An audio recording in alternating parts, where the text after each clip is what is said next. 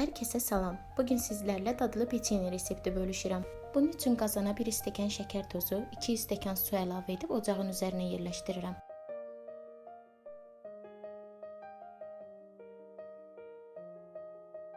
Qarışdıraraq normal odda 5-6 dəqiqə qaynadıqdan sonra götürürəm. Peçenyelər hazır olana qədər şərbəti kənarda soymağa qoyuram. Başqa bir qaba 1 ədəd yumurta, 1 armud stəkan şəkər tozu əlavə edib azca qarışdırıram. Üzərinə otaq temperaturunda olan 125 qram kərə yağı, 1 armud stəkan bitki yağı əlavə edirəm.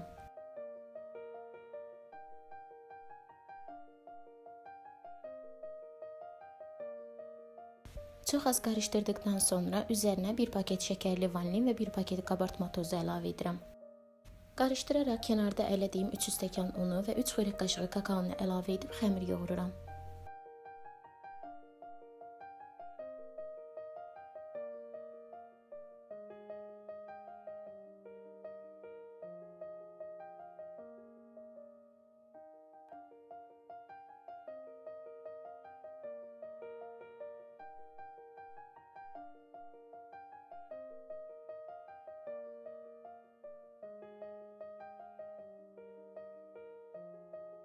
Çox yumşaq, ələ yapışmayan xəmir alınır. Peçenyelərə bu cür forma verib 180 dərəcədə yarım saat bişirirəm.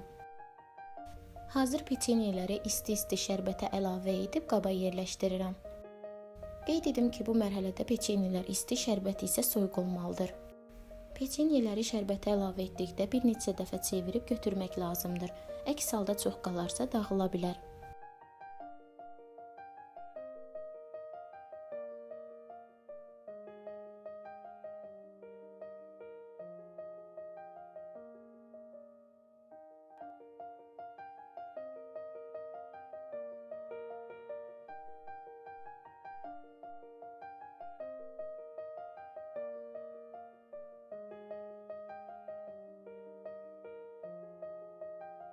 Bu reseptlə 24-25 ədəd peçenye alınır.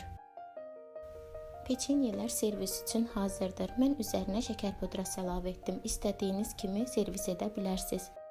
Ağızda dağılan, yumşaq, ətirli, çayın və kofenin yanında mükəmməl bir peçenye reseptidir.